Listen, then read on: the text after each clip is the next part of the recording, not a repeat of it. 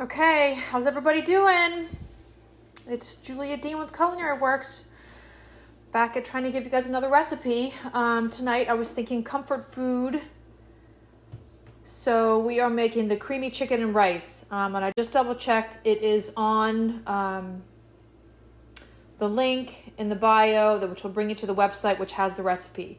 This is not a difficult recipe, my friends. So let me kind of walk you through a little bit and then you guys can try it out for yourselves. So I have some chicken thighs here that were on the bone, which is what I had. So I used those and I cut them off the bone and cut them into small pieces. You can use breast as well. Really depends on what you have. The thighs are better though in this kind of comfort food type meal. And then with the thighs that were left over, the bones that were left over, I just put in the pot here with some vegetables, celery, carrots, onion, pepper. Okay, so I'm browning the chicken here. So one big mistake a lot of home cooks make is that they overcrowd this skillet here. So do not put too much chicken in the skillet. See, I still have some over there. Let it sit. Also, don't keep stir. Just leave it alone. So these are ready to be kind of, flipped here.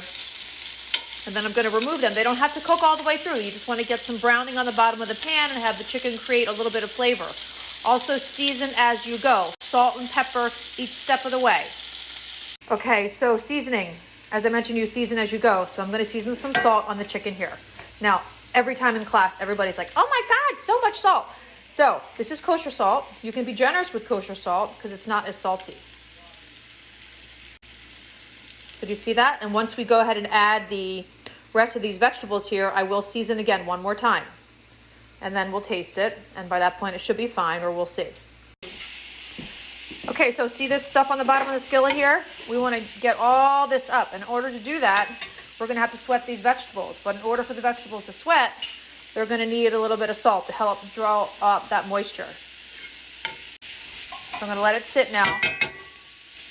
And then we'll create some sweat and create some moisture. And we'll clean up the bottom of the pan, which is going to add to the flavor of the dish. Okay, let's take a look.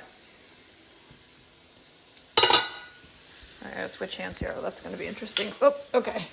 So, now I'm doing this with my left hand. So you just scrape all the bottom of this off. Comes up pretty.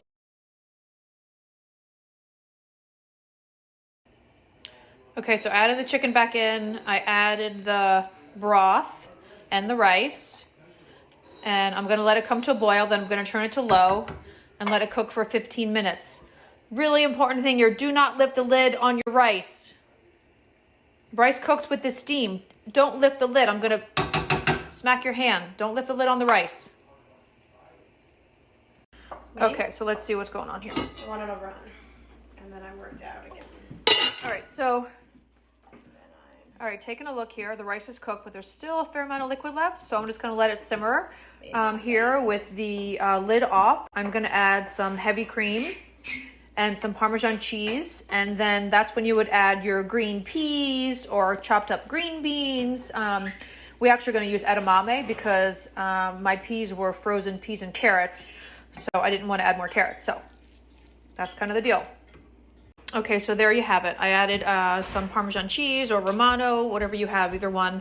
Some scallions and some parsley. I added the edamame in there, which you can see there. I mixed in some of the garnish, then I just put some on top. So I hope you try it. Let me know. I'd love to hear from you. And I'm thinking about everybody.